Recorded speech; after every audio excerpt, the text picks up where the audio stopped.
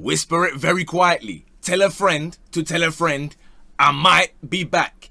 There are rumours circulating that midweek I got some wrong on purpose to get rid of all of the nitties that were shouting and banging on my DM saying hurry up, hurry up. Now they've gone. Suddenly, we're starting to cook a little bit again. Now that's just the rumours. I can neither confirm nor deny these claims. But this was a Saturday of late drama all around Europe, even all around the world. In fact, there's 2-2s all around. We're going to start, of course, with a lunchtime game as per usual. Premier League, La Liga, Serie A, Bundesliga, etc. You guys get the point by now. If you don't, maybe you're new here, and if that's the case, make sure you sub, because we're on 52k, which means we've passed 50k, which means tomorrow we're going to be getting a watch along.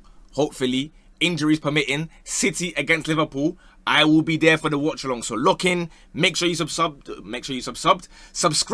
put the little bell on so that you know, boom, the watch along is live. I'll go live like, I don't know, 10 minutes before the game or something like that. But anyway, let's tuck in, right? Spurs against United. Now this one, of course, if you watched the video beforehand where I gave all my previews and predictions, if you will, what did I tell you guys? I said 2-2. And what did you guys say? Shut up, Unk. Stop putting United 2-2 back to back. They were saying, oh, it can't be 2-2 again. Oh, what are you doing? Let me tell you something. It can. It's another one that's perfect, because I said 2-2 last time. Again, it was like, oh, we've won 3 in a row. What are you talking about? Amarim Beast, we're back. We're going to win the league. They drew 2-2 against Forest. I said again in this particular game, listen, I know it's 3-point lane, but Spurs should have a bit more confidence after the 4-0, even though they're also very bad themselves. Lo and behold, this is the final score. Now, let's speak about the actual game itself. The first half, goodness gracious, bro. You know them ones when, like, you're falling asleep and you're dozing off like that, your head just keeps shaking like that, bro. That's what was happening, bro. I've woke up, you know, I'm ready for a wonderful day of football, and I have to watch Spurs play at home. Devastating scenes, honestly. United were alright compared to how bad Spurs were, I suppose. Mbuemo, who's now on a hot run of form, obviously I told you guys he will bag because of the player of the month thing and whatnot. He did in fact score the opening goal, and honestly it wasn't very difficult for United whatsoever that first half. It wasn't like they were dominating or they were creating chance after chance, because for example I thought Cunha, who was playing central today, was kind of meaty. I don't know if you guys will agree with me, maybe you will not, but I don't really think he offered anything at all. But Mbuemo delivered, as he has done even on the left this time for United. Second half, then I don't know what happens to United. I'll be honest with you, maybe someone that is a super diehard United has to fill us in here, because it seems as though whatever you man speak about at half time, you don't bang. I don't know if you guys just go to the toilet and you just chill out, or I don't know, you start playing games on your phone. I don't know what these men do at half time, but they come out second half and just start getting popped about all over the place, bro, by a Spurs team who, by the way, are obviously lacking Mo Kudus, who I thought he was going to be playing. That was also like part of the analysis, if you will. He wasn't. It was Richarlison, Colomwani, Simmons, and Brennan Johnson, right? And for you to get schooled in the second half by this front four is a bit scary, let me not lie. Now, eventually, minute 84, as you can see, they finally break them down. Tell scores the goal. De Ligt, who has been, obviously, we've been singing his praises. We put him in a couple team of the weeks. He is slightly at fault for this goal. Now is where it gets chaos, right? Because like I said, it was a boring game. 2-2, just like it was mad exciting. He's made it 1-1. I'm thinking, yep, you know what? I'll take it. I said it's going to be a draw.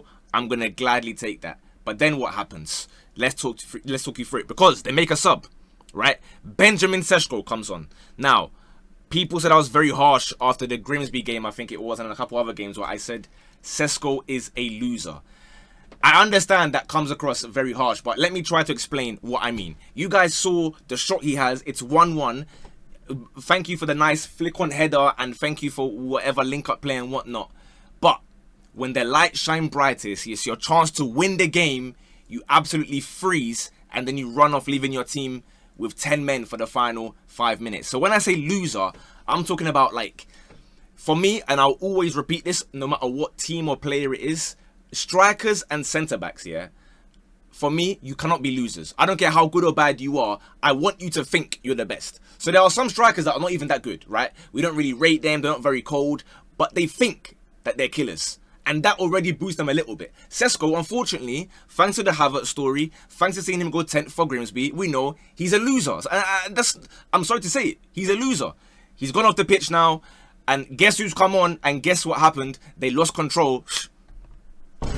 Ugarte, yet again. They keep saying, oh, but why do you blame Ugarte? He come on and he's beast and he win the ball. Did he win the ball when he was playing almost as a goalkeeper to play everyone onside for the Richarlison goal? Did he win the ball for that? Yeah.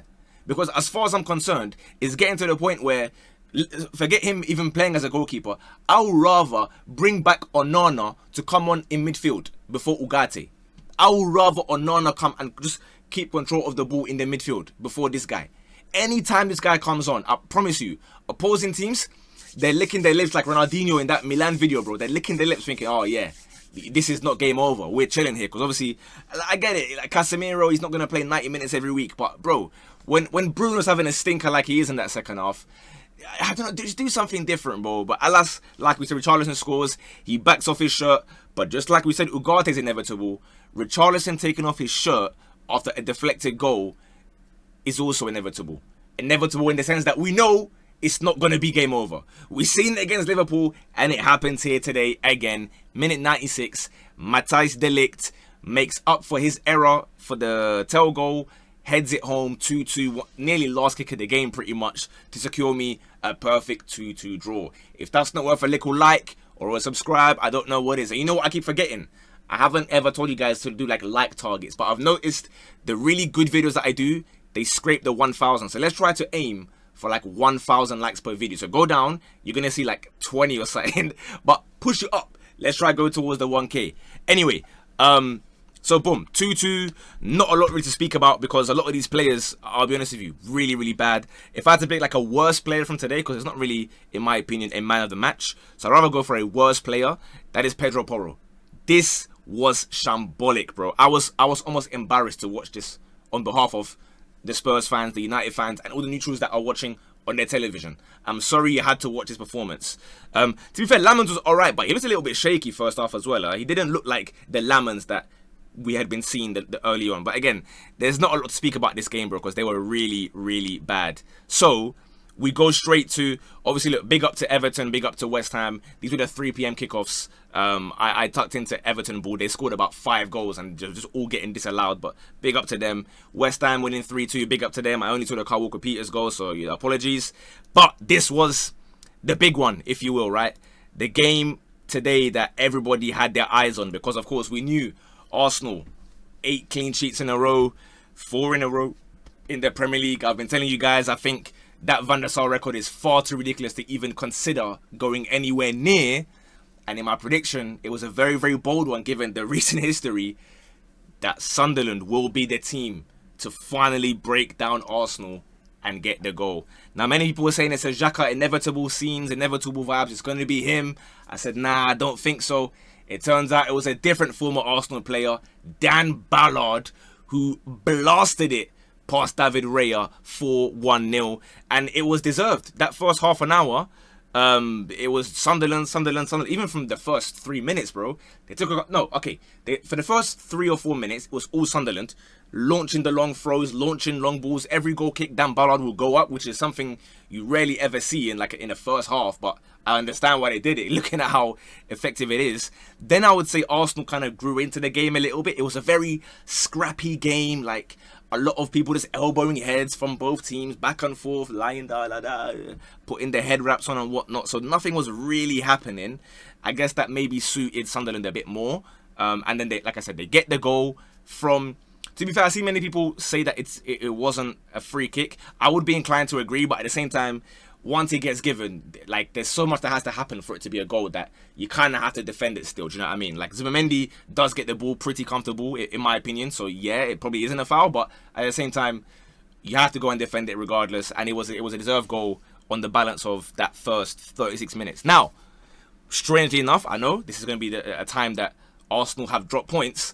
I actually think in the second half, this may be... Let me know, because I can't think of every single game. In the Premier League anyway, probably in their top 2 or 3 performances this season. Like, it's almost as though that goal conceded was like, okay, it's kind of like a weight off the shoulders, if you will, where not everyone just thinking about clean sheet, clean sheet, clean sheet, clean sheet. How long is the streak gonna go? Now you have to just boom, step on it, put your foot on necks and go to get the goal. So I started seeing free-flowing football. Saka woke up in the second half. Trossard, Eze, all of them woke up and they started piling the pressure on. And maybe Sunderland got a little bit too confident, I felt like. I don't know if you guys agree, but obviously Sunderland at the time of, well, at half-time, they were second in the league, right? And deservedly. This whole season they've been fantastic. We've been singing their praises. But maybe it got to them a little bit. The fans obviously G'ing them up because they started doing like little turns and shoulder drops, and I'm thinking, Sunderland, don't get a bit too carried away, yeah? Because they try to do that around Declan Rice, and lo and behold, Declan Rice wins the ball. It's a bit like the Chelsea goal that obviously when Caicedo won the ball and then squared it to João Pedro. It was a little bit like that, where it's like, bro, what are you doing? Kind of dilly-dallying when this guy's around. And Saka, who just missed a chance earlier on with his left foot, right foot this time, rifles it, bottom right corner, past Roos, nothing you could do about it. And then, like I said, it was basically all Arsenal. It was a performance in the second half where, weirdly enough, despite it being 1-1, I went there thinking, well, I went there, I wasn't at the game. I'm watching it, obviously, with my eyes, and I'm thinking, okay, you know what? This team is actually very serious, because against a team that we know how resolute they are, they're playing a back five, we know about Stadium of Light, the atmosphere and whatnot. They haven't just froze and ran out of ideas and they're waiting for the set pieces like people say or whatever. They were carving them up. The Black Cats were using all their 9 lives, bro, because I'm seeing Zubimendi hit the bar. You know, I'm seeing the headers getting saved, blocks, point blank range, everything. They're just bodies on the line to protect it until Trossard pulls up. Absolutely nothing you can do about this one, bro. 25 yards out, just bang, like an arrow. Well, it's not toppest of top bins. It's near top bins. It's in that vicinity, if you will. To make it 2-1, you're thinking, oh, wow. First of all, my prediction, I've done it. And second of all, you're thinking that with City Liverpool tomorrow, Arsenal have done it. Because, you know, a 2-1 win away at such a stadium before international break, that would go crazy. However, despite Arsenal piling on more pressure again, it was a bit like, it was a weird state of affairs where they kind of both were just hoofing it long at this point, just knocking it back and forth like it's tennis. Then Mosquera comes on. I saw a lot of criticism towards Arteta for bringing Mosquera. I find it very strange because obviously they were launching long throws. Naturally, yeah, take off an Eze to bring on a Mosquera, a bit of fresher legs and defend the lead. It's something that has worked the last however many times, right? So it's strange to criticize him the one time that it doesn't work, because when it worked basically every other game, nobody was angry at it. But now suddenly, because it's drop points, we know at full time it's an issue. We mentioned the drop points. Minute 94, ball launched up, a lot of chaos. David Raya is going like that. Gabriel tries to get his head on it, and then Brobby, of all people, gets his toe and flicks it round into an open goal to make it 2-2. They never gave up. Now, I think on the balance of play, I think they had maybe a better 30 minutes in the first half. I think the rest of it, Arsenal probably controlled it. So I think a 2-1 would have been reasonable, but a 2-2, you cannot really be angry at it either. I think it was that kind of, I don't know what the stats say, to be fair. They probably are all over the gaff. Okay, well, to be fair, that's quite a heavy dominance there. But I think a 2-1 would have been reasonable. And obviously, I mean, for myself, it's deflating given that I told you guys it's going to be 2-1. I was ready to come with my glasses on, Undertaker music, because we got United right and then Arsenal right. Unfortunately, it didn't happen. It is 2-2. We nearly cooked on this one. I told you guys 3-1 for Chelsea against Wolves. In the end, it was 3-0. Another game where, I mean, no offense whatsoever with this. What on earth were they playing at in the first half, bro? It was so boring.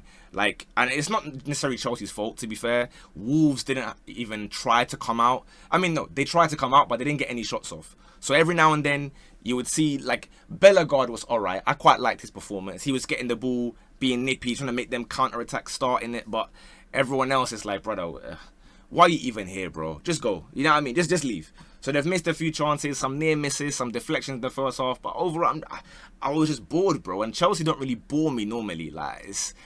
Whether they win or lose, there's some entertainment. But this was very boring. Then second half, like I said, they woke up. Gusto gets the header from a Garnacho cross. Then João Pedro bags because Estevao comes on and immediately gets the assist. And then Neto scores from a Garnacho cutback or pass across goal, whatever, to complete the 3-0 whitewash. I didn't quite get the one goal that I was looking for. Monetsi came on and got very close to that, but didn't deliver in the end. But, I mean, realistically, you look at the table, guys, Wolves are currently 20th with 0 wins. So what Chelsea have done here, essentially, is condemn this dire Wolves team to extinction, relegation, whatever you want to call it, elimination from this league, in the same way that the dire wolf species went extinct back in 8000 BC. For those of us who remember, that was right before the ice caps and whatnot, so I remember that one vividly. Poor dire wolves, man. I think these guys are going to be going as well. In terms of the actual team, again, not a lot to discuss here. The lap was kind of just running around, not really doing a lot. It's a strange game. Garnacho obviously got the numbers in the end, but he was also really, really wasteful. So I don't really know how to assess this. I think you look at Wolves, it's like, okay, you know what? Pull up, everyone eat. You know what I mean? Everyone come get your joy. You're going to get something. You're going to get something. Very quickly, Spain wasn't really popping today. We had Atleti playing. I'm not really going to go through that too tough because I'll be honest, no one cares about Atleti when there's a day that Real Madrid and Barca aren't playing. But big ups to them. I went with a 2-goal win. We got that correct. So congrats to myself, I suppose. Griezmann bagging a brace, so that's interesting. Germany. I spoke about Arsenal and Bayern Munich being the best 2 teams in the world at the moment. Well, they went and also drew 2-2 away Union Berlin. And again, it was a fully deserved result for Union. You could argue they should have even won the game. Now, I know what's going to happen already. They're going to send me a clip of Luis Diaz's goal. They're going to say, oh, remember when you said Luis Diaz is not worth 70, 80 million? I remember it, and I'll continue to stand by it. It's a great goal, by the way. The way he wins the ball and then just whips it top corner, cool, whatever. But I will keep on repeating. Bayern didn't pay all this money for you to come and just, you know, do that in the Bundesliga and then miss the chances afterwards, by the way, that they won't post on Twitter. They won't tag me in that one because they didn't see it. But they did see the goals because they get posted and they're like, oh, Luis Diaz scored the goal. Watch the game. I watched the game this time because the 3 PMs, they were not very interested in the Premier League, right? So I had a screen, I got Bayern there, and hey, another stinker today. I'm sorry, Harry Kane. Now, this is what I mean. He got on the score sheet, and he is, in my opinion, the third best player in the world this season in terms of Ballon d'Or rankings or whatever so far. But this was a bad game from Kane. But if you didn't watch the game, you'd have no idea because he scored the late goal to preserve their unbeaten run. But it is the end of their pure win streak. So big up to Union Berlin, man. Could have been more than 2 goals, honestly. But in the end, yeah, not quite there. But it don't matter because guess what? Dortmund bottled it 97th minute to Hamburger. So who cares, bro? They're going to win the league anyway. Leipzig messed up as well. So there we are. Juve, I went with a very, very boring 1-0. Unfortunately for myself, it was so boring that no one at all scored. Vlahovic, as per Yildiz, has completely fell off a cliff in terms of his form, bro. We had him in Ballon d'Or convos, like top 15 in the first month of the season. I don't know where he's been. I don't know if it's a Spalletti thing. I don't know who to blame for that one. Milan probably feel like egg even more because they were 2 up. Leao back and scoring goals. But unfortunately, they've thrown it away. 2 goals from Parma. And they leave with 1 point, which means tomorrow's games, Napoli are playing, Inter are playing. It's a big chance for them to develop a bit of a gap at the top of the league. Now, in France, I said that Marseille will handle Brest and they'll grab 2. Somehow, they found the 3rd. I don't know where they got that one from, but big up to Amenyah for finding the 3rd one. So I'll take my 2-0 clean sheet win, 3-0. You know what I mean? I still kind of cooked. What else was there in terms of what we were discussing? This was a good game. Sporting, we got a couple more games. Sporting, I told you guys they'll grab a couple goals and win. It was carnage, bro. Look at the minute they scored. No, in fact, how can I show you like exactly what happened? Okay, I can't. Araujo gets a red card, yeah. They're losing. Araujo gets a red card at 1-1 in the 90th minute. I'm thinking, yeah, it's over. Then, Sporting score 2-1. With 10 men, and then Santa Clara gets so rattled that they now get 2 red cards, and so they have 9 men and they lose 2-1. And speaking of Sporting, the main man himself, Cristiano Ronaldo, Sui, How do I find it? Bro, this thing is so confusing. Here we are. Of course, he scores again. So Piers Morgan's going to be going crazy, putting up posters of his 953rd career goal. Great penalty from him. Felix scored again. And that is, I think that's all the games. Let me check my phone real quickly. I think that's everything I wanted to discuss today. Yes, it is. So, guys, let me know your thoughts on those games. Very, very, very chaotic. And hopefully, tomorrow, even more drama. Like I said, watch along. Be there or be square in a bit. Bosh.